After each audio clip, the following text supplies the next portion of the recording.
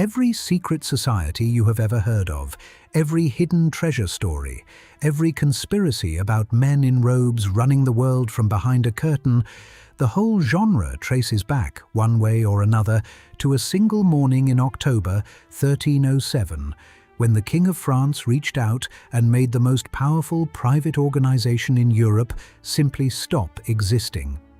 The Knights Templar had gone from 9 men with borrowed horses to the bankers of kings in under 200 years. Then they were gone inside a week. And there is a document, misfiled in the Vatican for 7 centuries and only rediscovered in 2001, that turns the ending of this story completely on its head. The road from the port of Jaffa up to Jerusalem, in the years just after the First Crusade. It is about 40 miles. It climbs hard through bare limestone hills, and in high summer, the heat comes off the rock in waves. Pilgrims walked it in their thousands, old men, families, people who had sold everything they owned in Picardy or Kent for the chance to touch the stones of the Holy Sepulchre. The hills either side of that road were not empty. Bandits worked it constantly, and there are accounts of hundreds of pilgrims being taken on that single stretch in one Easter season. The Crusader kingdom simply did not have the men to police it. Its whole standing force could barely garrison the castles it already held, let alone patrol 40 miles of open country. So you had the strange situation of a Christian kingdom holding Jerusalem, and Christian pilgrims unable to safely reach it. People had sailed across the Mediterranean, survived it, landed within 2 days' walk of the thing they had dreamed about their entire lives, and then sat in Jaffa, waiting for a large enough group to form, because going alone was unthinkable. Around 1119, a knight from Champagne named Hugues de Payens, say it roughly Hugues de Payens, went to the king of Jerusalem with an offer. He and a handful of companions, maybe 8 or 9, would take monastic vows: poverty, chastity, obedience, and then they would guard the road. Baldwin II gave them quarters, and the address is the whole story. He housed them in a wing of the Al-Aqsa Mosque on the Temple Mount, the compound Christians of the day believed stood on the site of the Temple of Solomon. So these men became the poor fellow soldiers of Christ and of the Temple of Solomon, poor knights of the Temple, Templars, and they meant the poor part, at least at first. Their own seal shows 2 knights sharing a single horse. Historians still argue about what it was meant to signal: humility, brotherhood, or the plain fact that in the early days they could not afford 1 mount each. I lean toward the last one, and I like them better for it. For roughly a decade, almost nothing is heard of them. Then the most influential churchman in Europe took an interest, and everything changed. Bernard of Clairvaux was the great Cistercian reformer of his age, a man whose letters could move popes, and he happened to be related to one of the founding knights. He wrote a treatise in praise of this new kind of soldier, and on the 13th of January, 1129, at the Council of Troyes, he steered the church into giving the order a formal rule and its official blessing.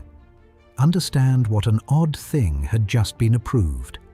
Western Christianity had spent 1,000 years insisting that men of God did not take up arms. Monks prayed, knights fought. The 2 categories did not overlap, and clergy who spilled into the second one were a scandal. The Council of Troyes created a third thing, a man under monastic vows whose actual religious duty was warfare. To me, that is the genuinely revolutionary moment in this entire story, and it is far more interesting than any of the treasure nonsense that came later. Not a sword, a category. Europe invented a professional standing organization that answered to no nation, obeyed one man in Rome, and could operate anywhere. If you'd call that the first multinational, hit the like and stand with me. And if you think that's a historian getting carried away, and they were simply monks who happened to own armor, Then say so in the comments and make me defend it, because I will. The full grant of power came 10 years later. In 1139, Pope Innocent II issued a bull whose Latin title means roughly every perfect gift, and its contents are astonishing. The Templars would pay no tithes. They were removed from the authority of every local bishop and every local lord. They could cross any frontier without answering to anyone. They could keep whatever they took in war. They answered to the Pope alone, and the Pope was a long way away. An organization had just been placed outside the tax system, outside the courts, and outside the borders of every kingdom in Christendom. Nobody at the time seems to have thought that through. What followed was one of the great accumulations of wealth in European history, and it happened almost entirely through generosity. Devout families across the West gave the Templars land, mills, farms, whole villages, and their younger sons. A man who could not go on crusade himself could send money instead and buy a share of the merit.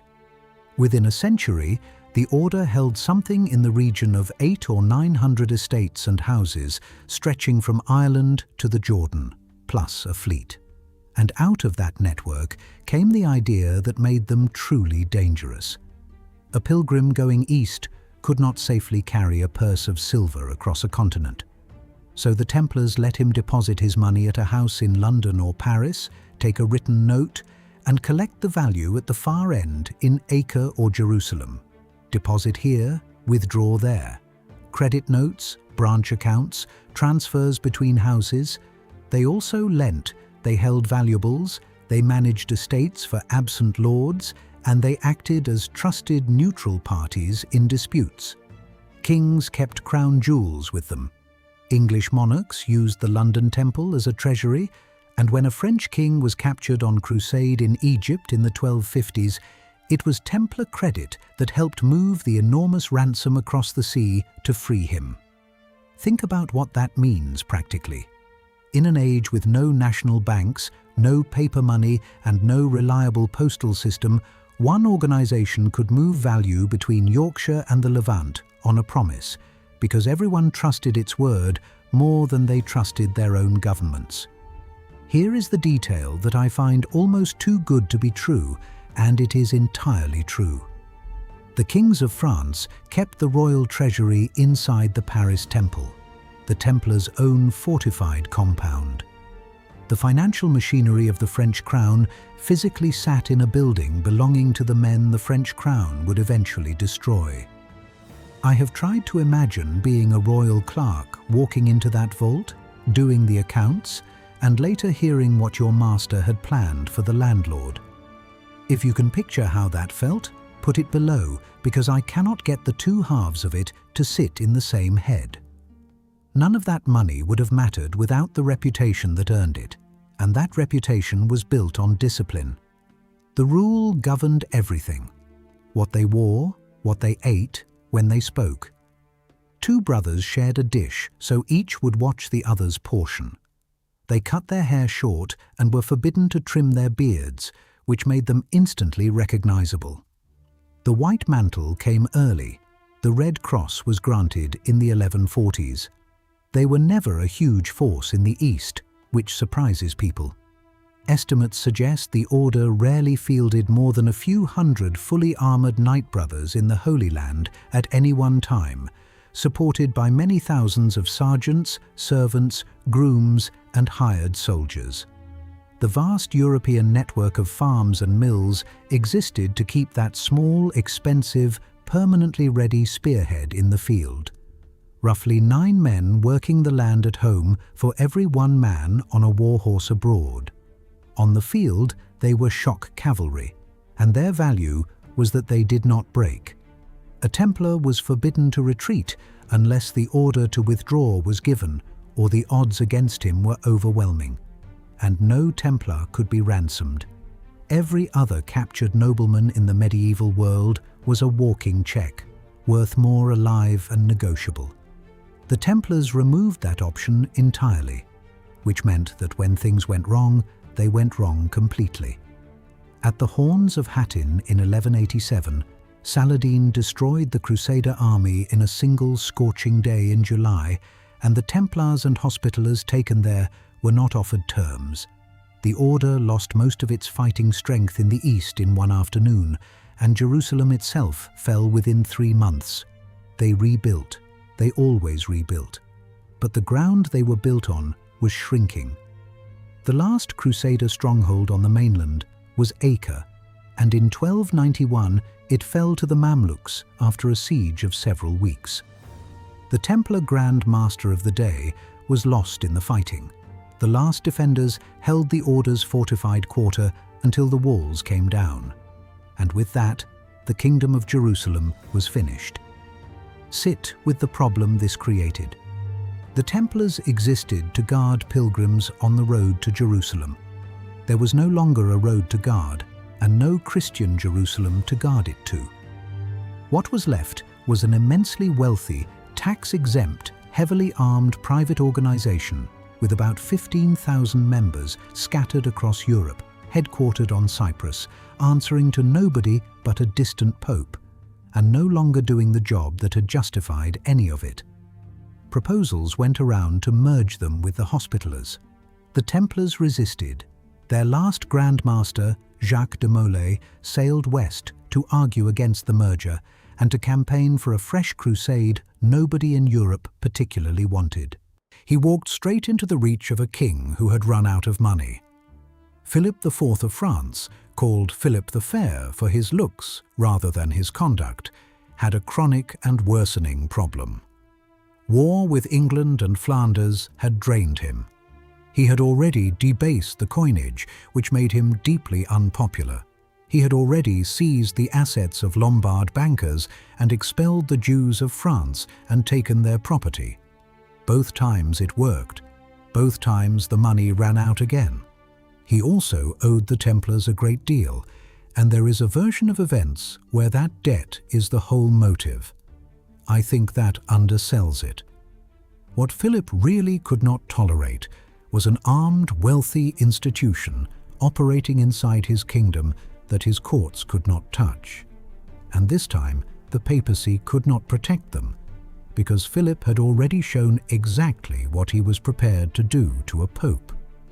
In 1303, at the height of a ferocious quarrel over taxing the clergy, the king's lawyer Guillaume de Nogaret rode to the Italian town of Anagni with armed men and seized Pope Boniface VIII in his own residence.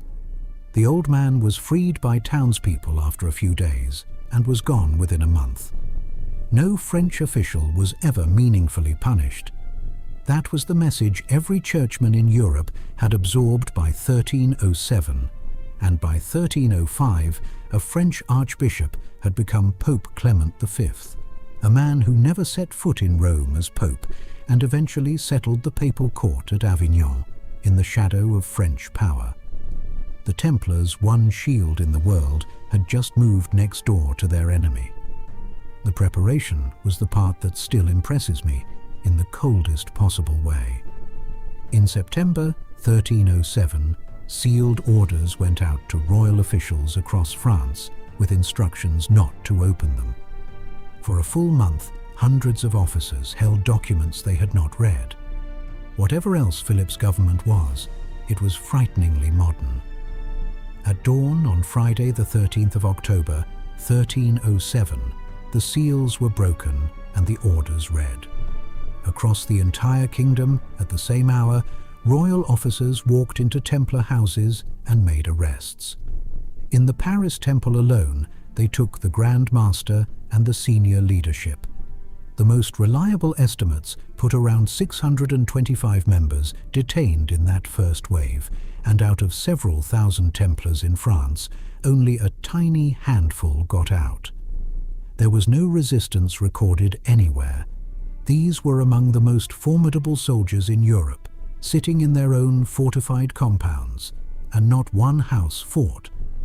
That silence tells you something. They genuinely did not believe it was happening. The charges read like they were designed by a committee trying to make defense impossible. That new members were made to deny Christ, that they spat on the cross, that they worshipped an idol, a bearded head, given a name that has been echoing through occult fantasy ever since, and that their private ceremonies involved acts so lurid I'm not going to repeat them, which was precisely the point of including them. And the Templars had handed their accusers a gift without ever meaning to. The ceremony by which a new brother was received into the order was genuinely, strictly secret, held at dawn behind closed doors, and members were forbidden to describe it. That secrecy had been about monastic discipline. In a courtroom, it became something else entirely, because a private ritual that nobody outside had witnessed was a ritual that could be alleged to contain absolutely anything, and no outsider could stand up and say otherwise. The confessions came quickly, and they came under conditions no honest person would describe as free. Jacques de Molay confessed.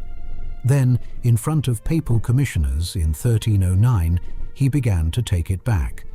In 1310, more than 600 brothers came to Paris prepared to defend the order collectively, the first real chance the Templars had to answer the case as a body. That defense was broken in May of 1310, when the Archbishop of Sens ruled that Templars who had confessed and then withdrawn their confessions were relapsed heretics. 54 of them did not survive the sentence handed down outside Paris that month. The collective defense collapsed the same week. Nobody else would speak. Which brings us to the Parchment. In September 2001, an Italian paleographer named Barbara Frall was working through the Vatican's archives when she pulled out a document that had been misfiled and effectively lost for centuries. It records a papal investigation held at the castle of Chinon over 4 days in August 1308, where 3 cardinals questioned de Molay and the other imprisoned leaders on Clement's behalf. The men recanted the confessions, asked forgiveness for lesser irregularities, and the cardinals absolved them of heresy and restored them to communion with the Church. In private, the Pope had cleared them. The Vatican published the full text in 2007, read that twice. Clement knew in 1308 that the central charge did not stand, and in 1312, at the Council of Vienne, he suppressed the order anyway, not by condemning it, which he could not honestly do, but by ruling that its reputation was so damaged it could no longer function. It is one of the most cynical documents ever produced by a church, and it worked.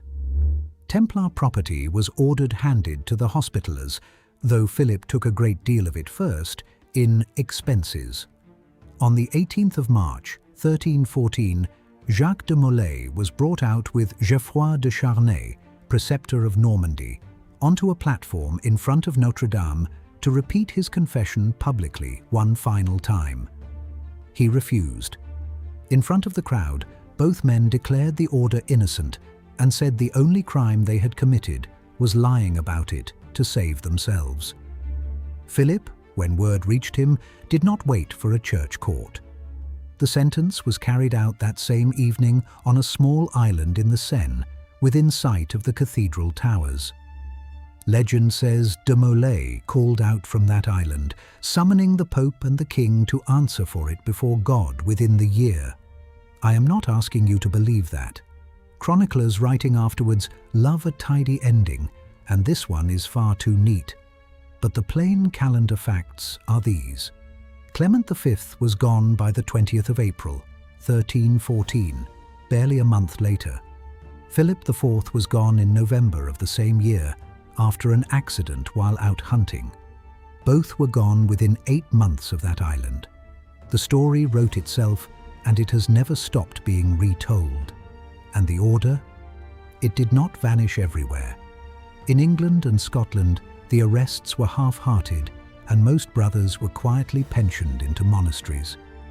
In Portugal, King Dinis I did something far cleverer. The Templars had spent 180 years fighting on his frontier, and he had no intention of losing them. He negotiated with the papacy and in 1319 created a new organization, the Order of Christ, which took the Portuguese Templars' men, castles and lands more or less intact under a new name. Same knights, same properties, new letterhead. And that is the thread that runs to somewhere you would never expect. The Order of Christ went on to fund Portuguese exploration, and its cross was painted onto the sails of the ships that crossed the Atlantic and rounded Africa. The organization Philip destroyed for its money quietly reincorporated a border away and helped bankroll the Age of Discovery. You can still stand inside their world too. The Temple Church in London, consecrated in 1185, is still there, with its round nave modelled on the Holy Sepulchre. And the surrounding district is still called the Temple, still home to two of England's Inns of Court, where barristers have worked out of Templar ground for 7 centuries. I've sat in that church on a wet afternoon with the effigies of knights on the floor around me, and the thing that gets you is how ordinary it feels. Not sinister, just old and quiet and slightly damp. One last piece of housekeeping, because it comes up every time. Yes, the arrests fell on a Friday the 13th. No, that is not where the superstition comes from. Historians are broadly agreed the modern fear of that date only appears in the written record in the late 1800s and after, and the Templar connection was welded on much later still, largely by 20th century novels. 6 centuries of European sources somehow forgot to mention the link. That should tell you enough. What actually happened here was simpler and colder than any conspiracy. An organization was granted independence from every earthly authority in an age when that seemed generous, outlived the reason it had been granted anything, and discovered that immunity is only ever worth what your protector is willing to spend defending it. Clement was not willing to spend anything. If this one held you all the way down, walk into the next century with me. Subscribe here to Mystique History and tell me in the comments which vanished institution, which broken order, which name that survives only in a street sign you'd like me to go digging under.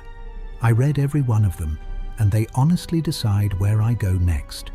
9 men, 1 horse, 2 centuries, 1 morning. They guarded the road for everyone else, and in the end, nobody guarded theirs.